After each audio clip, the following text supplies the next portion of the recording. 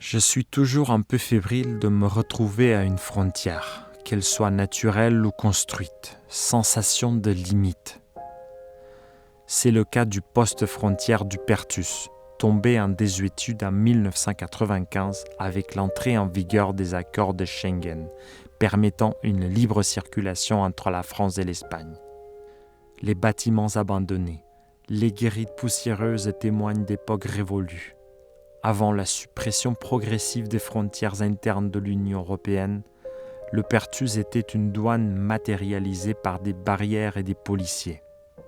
Le col du Perthus, à 290 mètres d'altitude, constitue le passage le plus accessible entre la France et l'Espagne sur cette partie des Pyrénées. C'est un site stratégique et un passage millénaire depuis Hannibal et les Romains qui y ont fait passer la Via Domitia. À l'hiver 1939, le Perthus constitue un des points névralgiques de la retirada. Avec l'exode massif de milliers de personnes, la frontière opère des ouvertures et des fermetures sélectives. Cela crée des goulots d'étranglement, des masses de personnes en attente. Une majorité de femmes avec des enfants, un drame humanitaire.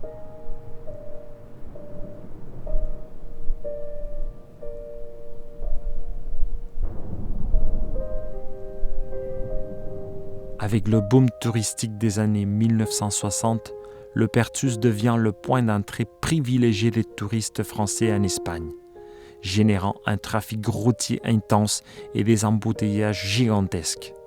Le cœur de la commune se transforme en un immense centre commercial, un nœud pour la mondialisation et les échanges commerciaux, duty-free, hors taxes.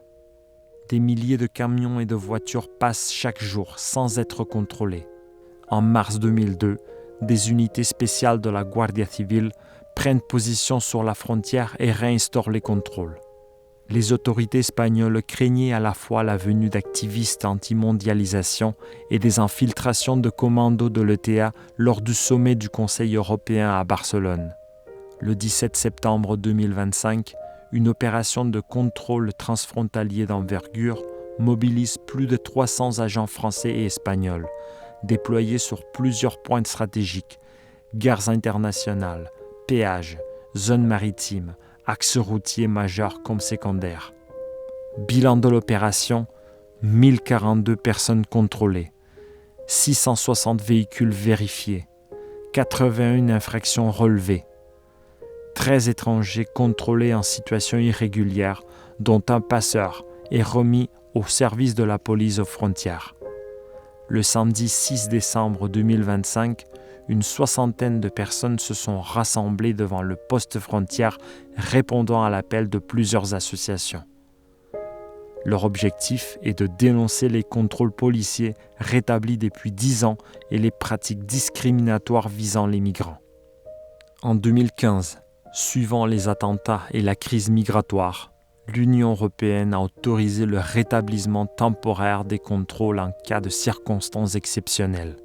Pour différents motifs, dont la sécurité et la crise sanitaire de la Covid-19, les renouvellements se sont succédés en continu depuis 10 ans, créant des situations dérogatoires qui suscitent débats et mobilisation.